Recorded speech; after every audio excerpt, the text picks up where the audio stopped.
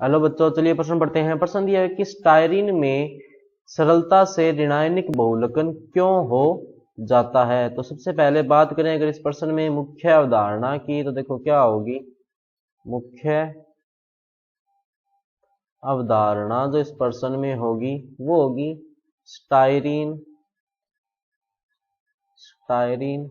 में बहुलकीकरण।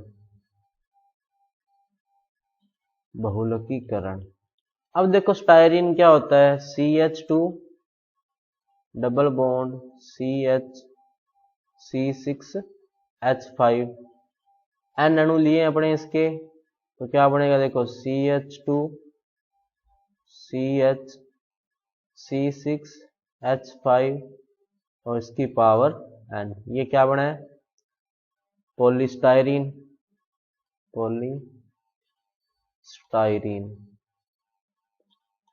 और ये क्या था, स्टायरीन से क्या बन गया, पॉलीस्टायरीन। तो अब देखो क्या होगा कि जैसे ये स्टायरीन है, ये किसकी विधि की बात कर रहे हैं अपने, ऋणायनिक बहुलकीकरण। तो इसमें देखो क्या होगा कि जैसे कोई OH माइनस आयन होगा, क्योंकि ऋणायनिक बहुलकीकरण में क्या होगा, कोई ऋणायन होगा। तो क्या होगा, जैसे CH2 double bond CH C6H5। अब C6H5 फेनिल रिंग जो होती है, इसका माइनस आई प्रभाव होता है। इसके कारण क्या होगा, ये इस कार्बन से बंध के इलेक्ट्रॉन लेगा और ये कार्बन जो है वो इस बंध से इलेक्ट्रॉन लेगा, जिसके कारण क्या होगा कि CH2 इस पर प्लस होगा और CH माइनस C6H5। अब कोई एनायन जो है इस पर आक्रमण करेगा, मान लेते हैं वो एनायन क्या है, X माइनस है। कोई भी एनायन हो सकता है, अपने X मान लिया उसको। अब ये X माइनस जो है वो CH2 पर आक्रमण करेगा और क्या बना देगा, CH2X CH C6H5 और इस पर क्या है, माइनस आवेश।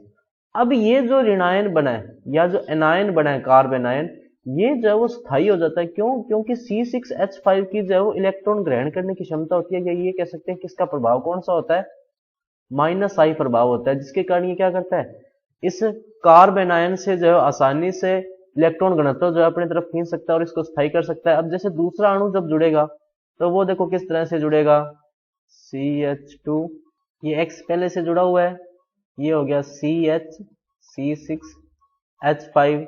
दूसरा अणु जुड़ेगा इस तरह से CH2 CH C6H5 माइनस, और इस तरह से ये जो है वो श्रृंखला आगे बढ़ती जाएगी और लास्ट में जाके क्या होगा, N बार जब जुड़ेगा ये, तो क्या हो जाएगा, बहुलक का निर्माण हो जाएगा। देखो कैसे, CH2X ये हो गया और CH C6H5 CH2 CH C6H5 और इसी तरह से आगे और श्रृंखला जुड़ जाएगी, CH2 CH C6H5 ये माइनस हो गया और ये जो है वो N बार इसका बहुलकीकरण हो गया इस तरह से।